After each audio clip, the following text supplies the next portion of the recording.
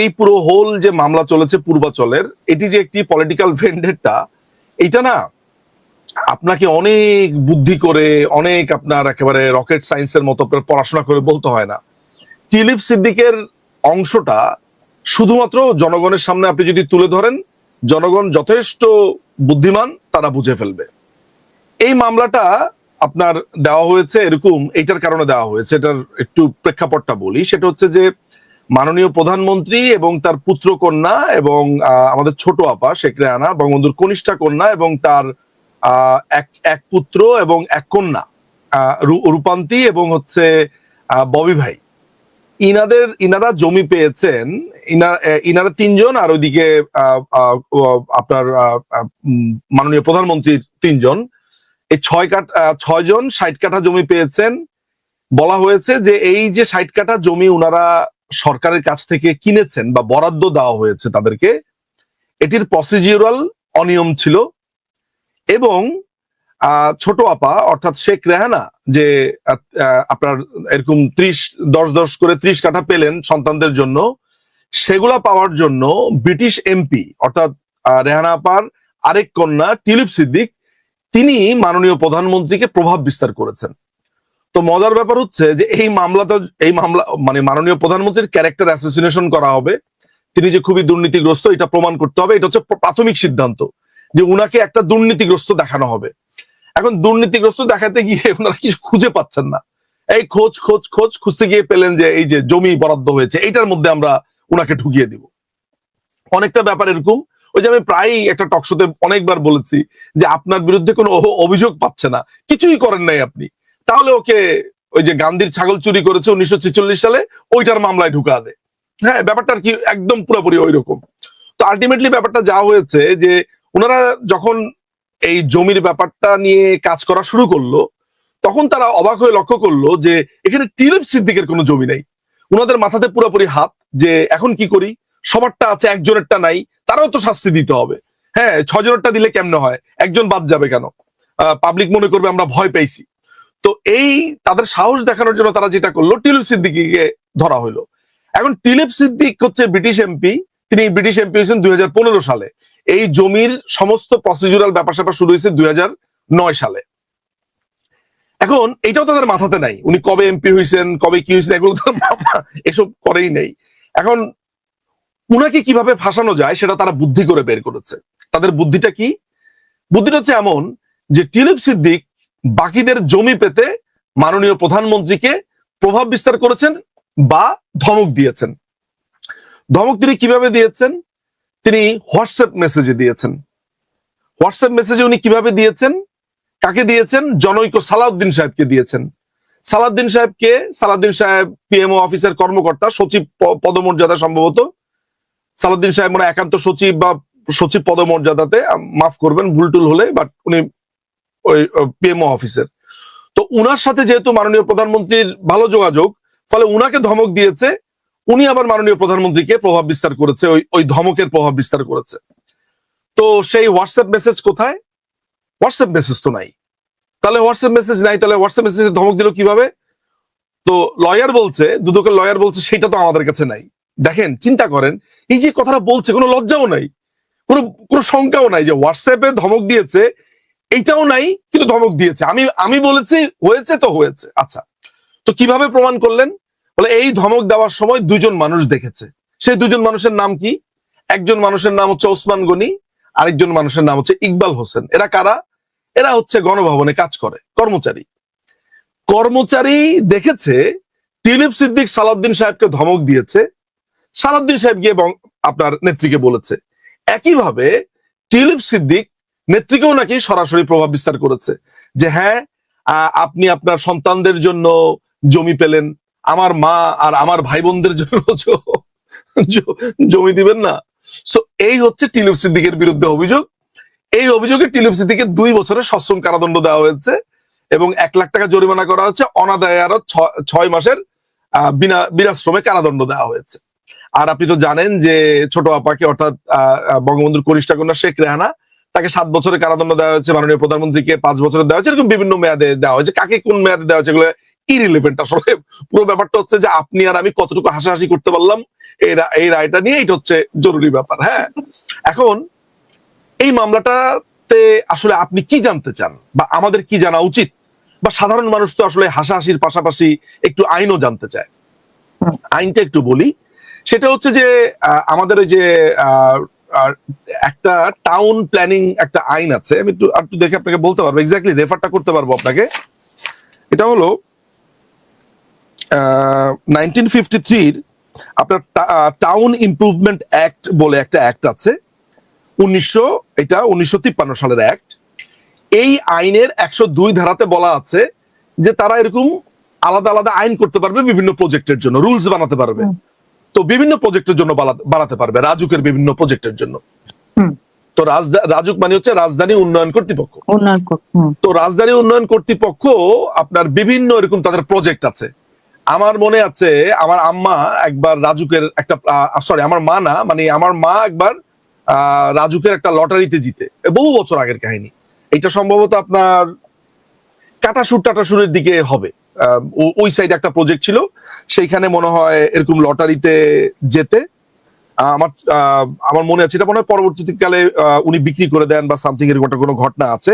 But আমি এইসব project গুলোর কথা জানি আর কি, যে কাটাসুর, পূর্বাচল, বনানী টনানী, এরকম অনেক আপনার আছে, আপনার প্রজেক্ট আছে। তো পূর্বাচলের এরকম একটা প্রজেক্ট আছে। পূর্বাচলের এই প্রজেক্টটা আপনার একটা রুলস এন্ড রেগুলেশনও আছে 1969 সালে, ঠিক আছে? এটা আজকের ঘটনা না, আপনি যদি ভাবেন যে এটা কি এখনকার ঘটনা, না, এই আইন বহুত আগের, একদম মুক্তিযুদ্ধের আগের ঘটনা।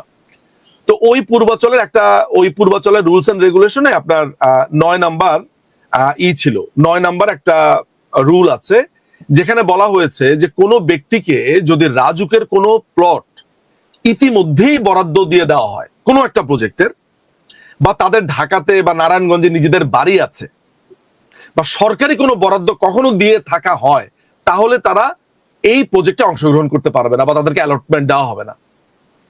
পরিষ্কার?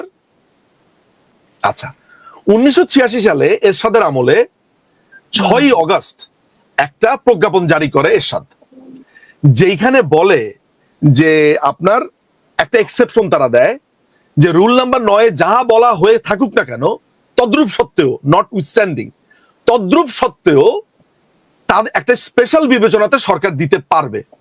কাদেরকে? যারা স্পেশাল পার্সন, যারা দেশের জন্য যাদের অবদান আছে, সরকারের অবদান আছে, বিভিন্ন রাজনৈতিক ভাবে, সামাজিক ভাবে যাদের অবদান আছে। যেমন আপনি পেতে পারেন অ্যাক্ট্রেস হিসেবে, খেলোয়াড়রা পেতে পারে। আমার যদি কোনো অবদান থেকে থাকে আইনজীবী হিসেবে বা লয়ার হিসেবে বা অ্যাক্টিভিস্ট হিসেবে, সরকার যদি মনে করে আই এম ফিট, সরকার দিতে পারে। সরকার যে কাউকে দিতে পারে যদি মনে করে তার অবদান আছে। তার মানে এটা একটা হিউজ ডিসক্রিপশন সরকারের হাতে, মানে গভর্নমেন্টের একটা বড়, মানে প্রধানমন্ত্রীর একদম হেড অফ দ্য গভর্নমেন্টের হাতে এটা আছে। তো এইটা যখন অ্যাপ্লাই হবে, এই রুলটা করেছে নতুন করে 13A। তো এইটা আবার করতে গেলে আবার কিছু প্রসিডিউরও মেনটেন করতে হবে, যেমন অ্যাপ্লিকেশন করতে হবে। অ্যাপ্লিকেশন করলে আপনি এটা আবার ভূমি মন্ত্রণালয়ে যাবে, সচিবালয়ে যাবে, সেখানে সিগনেচার হবে। সিগনেচার হয়ে যাওয়ার পরে এইটা আপনার পূর্বাচলরা পাস করবে, পাস করার পরে বরাদ্দ দিবে। বরাদ্দর পরে আপনাকে প্রথম কিস্তির টাকা দিবে, এরপর আপনাকে জমি বুঝা দিবে। জমি বুঝা দেওয়ার পর এটার মিউটেশন হবে, নামজারি হবে, ওই তো এক জিনিস নামজারি হবে। তারপরে হচ্ছে যে আপনার এটা খাজনা দিবেন, মানে দুনিয়ার যত প্রসিডিউরাল জিনিস আছে, মানে বাংলাদেশের ল্যান্ড লয়ের যা প্রসিডিউর আপনার আছে, এটা আপনি মেনটেন করে দিবেন। মাননীয় প্রধানমন্ত্রী, তার পুত্র কন্যা, ছোট আপা, তার পুত্র কন্যা, ওনারা এগুলো সমস্ত কিছু মেনটেন করেছেন। এর মধ্যে আমি আপনাকে অন ডিফারেন্ট নোট আর একটা কথা বলি, মাননীয় প্রধানমন্ত্রী কিন্তু হচ্ছে খুবই গ্রামার মেনটেন করা মানুষ। কিরকম গ্রামার মেনটেন করা মানুষ? হাসছি এই কারণ উনি এমন ভাবে স্ট্রিক্ট এসব ব্যাপারে, মাঝে মধ্যে আমি খুব অবাক হয়ে যাই যে এগুলো তো খুবই কল্পনার। আমরা তো মনে করি যে প্রধানমন্ত্রী মানে হচ্ছে উনার যা মন চাবে উনি করতে পারবেন, এটা আমরা মনে মনে ভাবি না যে উনি মনে হয় এমপি, উনার মনে অনেক ক্ষমতা। প্রধানমন্ত্রী যখনই আপনি একটা কিছু বলবেন উনাকে, উনার না একটা টেন্ডেন্সি হচ্ছে জিজ্ঞেস করা, আচ্ছা দেখো তো এটা রুলসটা কি আছে, প্রসিডিউরটা কি আছে দেখো তো। যে কোনো ঘটনাতে, ইন্টারন্যাশনাল ক্রিমিনাল কোর্ট বলেন, কারোর সাথে অ্যাপয়েন্টমেন্টের কথা বলেন, দেখো তো প্রসিডিউরটা কি, নিয়মটা কি, এটা উনি অটো জিজ্ঞেস করে, প্রথম প্রশ্নটাই করে, এই দেখো তো নিয়মটা কি। এমনকি বঙ্গবন্ধু আইনের হত্যাকাণ্ডের প্রতি বিচারের সময়, শ্রদ্ধাশীল। হ্যাঁ মানে উনি না এই প্রচন্ড। আপনাকে একটা প্রমাণ দিতে পারি আমি এটার জন্য। আপনার মনে আছে যে একটা একটা ফোন কনভারসেশন বলা হচ্ছিল যে আমাদের যে ঢাকা দক্ষিণের মেয়র তাপস তাপস সাহেব, উনি বলেছিলেন যে যে ফুপি তুমি একটু ইসের সাথে কথা বলো, ওই যে ইমিগ্রেশন অফিসারের সাথে কথা বলো, ওরা তো ঝামেলা করছে। তখন নেত্রী বলেছে যে আমি কেন কথা বলবো, অর্থাৎ প্রোটোকলে তো উনি পড়ে না, প্রধানমন্ত্রী তো এই কর্মচারীর সাথে কথা বলবে না, উনি কিন্তু ওই প্রোটোকল মেনটেন করেছেন। তারপরে বঙ্গবন্ধুর খুনিরা যখন ধরা পড়লো, ইন্ডিমনিটি অধ্যাদেশের কারণে তো বিচার করা যাচ্ছিল না, ওই খুনিরা রিট পিটিশন করেছে। আপনি ভাবতে পারেন তাদেরকে গ্রেফতার করার পরে খুনি ফারুক রহমানের মা মাহমুদা রহমান এবং সারিয়া রশিদ খানের ওয়াইফ মাশরুফা বা কিছু একটা নাম ছিল, আমি ভুলে গেছি নামটা, আমার কাছে কাগজপত্রটা আছে, দেখলে বলতে পারবো। তারা রিট পিটিশন করেছে। ওই রিট পিটিশন কেন করেছে? যে এই ইন্ডিমনিটি অধ্যাদেশ বাতিল করা যাবে না, এটা অবৈধ, ওই যে সংসদে যেটা বাতিল করেছে সেটা অবৈধ। মাননীয় প্রধানমন্ত্রী সেটা হজম করেছেন, তারা কোর্টে লড়াই করেছে। আপনাদেরকে একটা জিনিস দেখালে বুঝবেন, আমার তো একটা অভ্যাস খারাপ, সেটা হচ্ছে যে আমি বইপত্র না দেখালে ভালো লাগে না। ভালো লাগে না। মানে আমি আপনাদেরকে যদি দেখাতে পারতাম, এত বড় ঢাউস রায়, হাইকোর্টের রায়, অ্যাপিল ডিভিশনের বিশাল রায়, এটার জন্য অপেক্ষা করেছে, বিচার বন্ধ ছিল, বুঝতে পারছেন? তার মানে হচ্ছে যে মাননীয় প্রধানমন্ত্রী এগুলো সবই মেনটেন করেন। আচ্ছা, আমি এইটার জায়গা থেকে একটু বের হয়ে আসি। আপনি আমাকে বলেন যে মাননীয় প্রধানমন্ত্রীর প্রসিডিউরাল ভুলভাল বের করে এরা বিচার করেছে। টিউলিপ সিদ্দিক কি অপরাধ করেছে? টিউলিপ সিদ্দিকের অপরাধ হচ্ছে টিউলিপ সিদ্দিক ধমক দিয়েছে, উনি অবৈধভাবে প্রভাব বিস্তার করে। এখন আপনি একটা নর্মাল প্রশ্ন, যে রেহানা আপা বেঁচে থাকতে টিউলিপ সিদ্দিকে নিয়ে আসবে আপনার উকিল হিসেবে, যে এই টিউলিপ তুই একটু তোর খালাকে বল আমাকে একটা জমি দেওয়ার জন্য, বরাদ্দ করার জন্য। বলেন তো ভাই, বাংলাদেশের কোন যে উন্মাদ, মানে পাবনাতে যে ধরেন মাথা তার কারো কাজই করছে না, সেও বিশ্বাস করবে না। এখন আপনি আমাকে বলেন যে এই রায় নিয়ে আপনি গবেষণা করবেন না হাসাহাসি করবেন, আপনি আমাকে বলেন। এই হচ্ছে, আমি আপনাকে গল্পের ছলে মোটামুটি বুঝিয়ে দিলাম, এই হচ্ছে হোল স্টোরি। আপনাকে এইটার সাথে অন ডিফারেন্ট নোট একটু বলি। মাননীয় প্রধানমন্ত্রী তার বাবার যেই বাড়িটা 32 নম্বর, সেটা জনগণের জন্য দিয়ে দিয়েছে। ওইখানে একটা ট্রাস্ট গঠন করা হয়েছে। ওই ট্রাস্টের অনেক ট্রাস্টিকে আমি চিনি ব্যক্তিগতভাবে, ওনাদের সাথে আমার কথা হয়েছে, দেখা হয়েছে। ওই বঙ্গবন্ধুর ওই মেমোরিয়াল ট্রাস্টই, ওই ট্রাস্টের মাধ্যমে শত শত শিক্ষার্থী, দেখবেন খোঁজ নিয়ে দেখবেন যে যেসব জেনজিরা এই 32 নম্বর ভাঙতে গেছে, এই রাষ্ট্র তো একটা অকৃতজ্ঞ বা কৃতঘ্ন, মানে আপনার উপকারীর অপকার করে, দেখবেন এদের মধ্যে ওই বাড়িঘর ভাঙতে গেছে এমন লোক আছে। অসংখ্য মানুষকে তিনি বিয়ে দিয়েছেন। আমি জানতাম না, জানেন, আমি তো নেত্রীকে কখনো এগুলো বলিও নাই। আমাকে একজন এসে বলতেছে যে কান্নাকাটি করতেছে, কি ব্যাপার, আপা আমাকে বিয়ে দিয়েছে। এরকম নাকি উনি হাজার হাজার মানুষকে বিয়ে দিয়েছে গোপনে, মানে বিয়ের প্রোগ্রাম করেছে, গোপনে গিয়ে বর কনেকে গহনা টহনা দিয়ে দিয়ে এসেছে। ওই বিয়ের প্রোগ্রাম উনি অ্যাটেন্ডও করেছে আনঅফিসিয়ালি, কেউ জানে না এগুলা। একজন আমার কাছে এসে খুব কান্নাকাটি করছিল, কি ব্যাপার, প্রধানমন্ত্রী তাকে, গরিব ছিল, তার বিয়ের ব্যবস্থা করে দিয়েছে, তারপরে রিক্সা কিনে দিত, গাড়ি কিনে দিত, এগুলো সব গোপনে করতো। মানে বঙ্গবন্ধু ট্রাস্টের ঘটনাটা নেত্রীর ছিল এরকম যে আমার ডান হাত কি করবে বাম হাত জানবে না, এইটা এখন আমি এক্সপ্লোর করতেছি। আমি যাদেরকে চিনি তাদেরকে এখন ফোন করে জিজ্ঞেস করছি, কি কি করা হয়েছে বলেন তো। নীরবে নিভৃতে এটা করা হতো। উনার এই 32 নম্বরের এই বাড়িটা উনি রাখেনি নাই। আচ্ছা, আরেকটা মজার ঘটনা বলি। উনার যে স্বামীর বাড়ি সুধা সদন, ধানমন্ডি 5-এ, মাননীয় প্রধানমন্ত্রীর ডক্টর এম ওয়াজেদ মিয়া, পরমাণু বিজ্ঞানী, উনি তো স্ত্রী হিসেবে ওখানে থেকে 2 আনি পেয়েছেন সম্পত্তি, সন্তানরা পায়, ওয়াইফ পায়। উনি ওই সম্পত্তি জয় মামা আর পুতুল খালাকে এটা দিয়ে দিয়েছে। ওইখানে ওনার কোনো হিস্সা নেই। ঢাকা শহরে ওনার কিন্তু কিছু নাই, আর ফ্ল্যাট নেই, আর কিছু নেই।